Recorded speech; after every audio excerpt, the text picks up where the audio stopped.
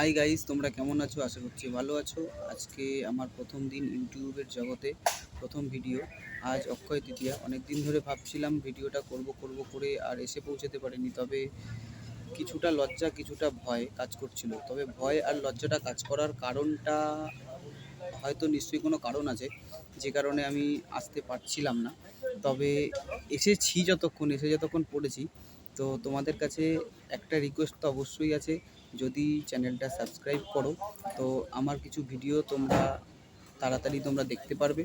এবং আমার আজকের কথা বলা কিংবা কথার প্যাটার্ন কীরকম কী হচ্ছে আমি ঠিক জানি না।